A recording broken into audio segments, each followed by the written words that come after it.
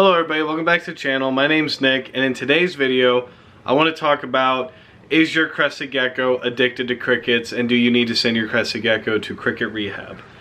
Joining me is the beautiful, as always, Betty. She does not get as much time on the channel as she should. That's because I always bring out Louise, who looks strikingly similar. But with all that said, let's jump right into the video. The first thing I want to say in this video, and first and foremost, the most important thing to understand is your Crested Gecko will not get addicted to crickets.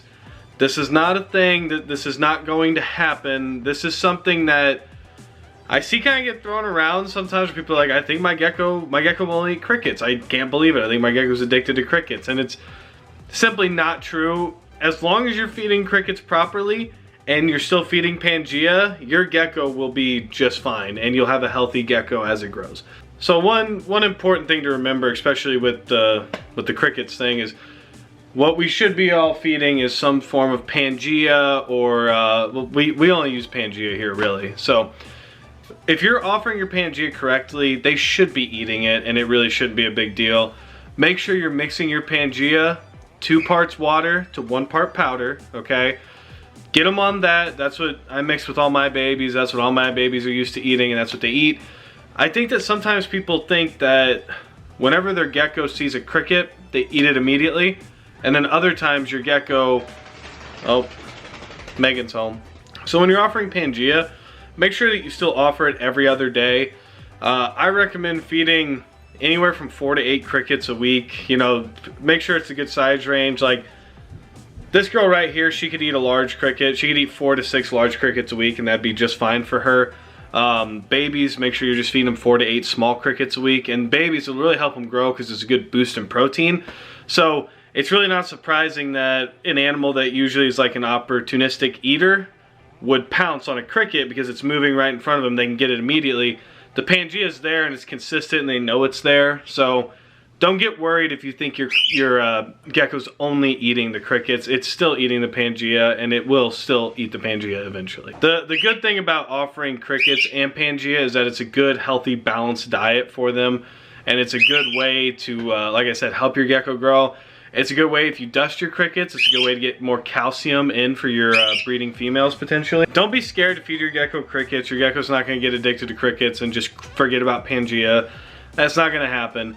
Make sure you're still offering Pangaea, like I said. Still offer the crickets. Make sure the crickets are dusted and, you know, gut loaded properly and things like that. But as far as your gecko only eating crickets from here on out, that won't happen. The gecko knows what it needs, and in the wild they mainly eat rotten fruit, right? So the gecko knows what it's supposed to be eating. And if you just throw crickets in there constantly, it might only eat crickets. But if you properly feed crickets and you properly offer Pangaea, you'll never have an issue with your gecko being addicted to crickets. And also this, you know, this goes out for any bug out there, whether you're feeding mealworms, waxworms, black fly soldier larvae, dubia roaches. None of that's going to be too intense for your gecko to handle or anything like that. So a lot of these girls and a lot of things in my collection, they kind of grew up on having crickets and eating crickets and just hunting crickets in their enclosure and things like that. So they all grew at a very, like I said, like a quick rate, but they grew healthily, and they've grown to be very strong and really good breeders. So I didn't like overfeed them and overdo everything just so that they would start producing for me immediately. I just waited till they got to about 45 grams and bred them and fed them crickets along the way. They pounce on their Pangaea. As you can see, this girl, she eats plenty of Pangaea. As they age and as they gain weight, so once they hit about 45 grams, I'll typically kind of just use crickets, or any bugs for that matter, as strictly a treat. I kind of take it out of their weekly diet and even their monthly diet because I don't want them to get too big. So I have living proof in my collection here that, you know, this girl, she was eating crickets every week while she was growing up, and then once she hit adulthood, now she doesn't eat crickets, and she's only done is put on weight and produce beautiful babies for us. So they know what their body needs, and whatever their body's craving, that's what they're going to go for.